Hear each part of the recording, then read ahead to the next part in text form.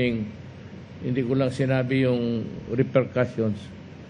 But si ma'am, magsabi yan sa inyo, she's an economist, yung export pati import natin talagang maderail dyan. And for as long as we are dependent on the few fossil oil, tataas ng tataas yan. I think that the war in Europe will be one of attrition. Pagka attrition, araw-araw, walang hinto na yan increase. I'd like to make a warning to itong mga association ng transport or everything. That is not the end. Every time that you complain and go into a demonstration, just make sure that you realize and understand the importance of oil and how it would affect all nations. Talagang magdaan tayo ng hirap. Kaya nagpasalamat ako sa Diyos na magtapos na ako, bilisan na lang niya ang mga araw. Kasi kawawa talaga itong susunod, tignan niyo. Hindi ito na yung, hindi everyday, it will the prices will increase and increase and increase until we can have a stable situation, the whole, lahat ng countries dito sa Pilipinas, makarecover. Tayo, hindi, yung nakikita ninyong increases ngayon, wala yan. Tignan ninyo, as the days go by, tapos oil becomes a weapon of choice for nations. Russia,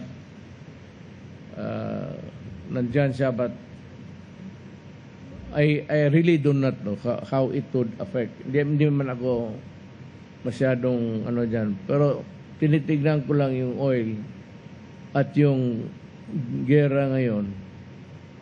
It will not end. It's an attrition. Yung patagalan na shooting each other. Wala tayong choice because the other alternative, would be, if you want to finish it, you just push the button there for a nuclear war, and that will be the end of our worries.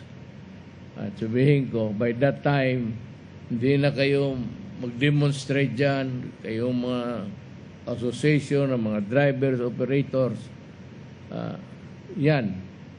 Pag nuclear na, wala na tayong pag-usapan. Wala na tayong i-import. Pati, bakit man kayo tapos naman lahat? Pagbagsak niyang nuclear, one for each country, the Philippines will not be an exemption if war really breaks out. Because of the Americans, itong Clark Air Base ito, and they are there sa Olongapo, and the enemies of America knows that or know that may mga Amerikano na nakabase dito. Until now, there are a lot of American soldiers and there are weapons we do not know if it is also for a war that would come, na sana hindi.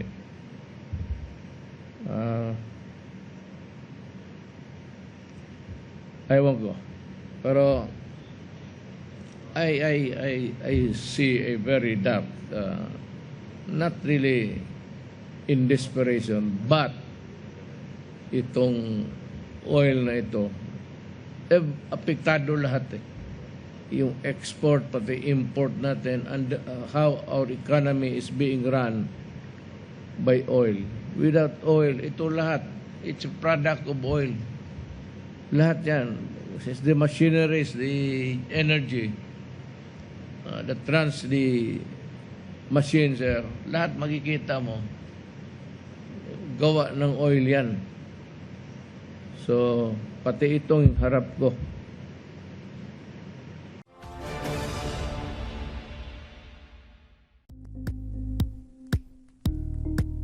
Thank you for watching Politico TV. Please like and subscribe to our channel for more videos.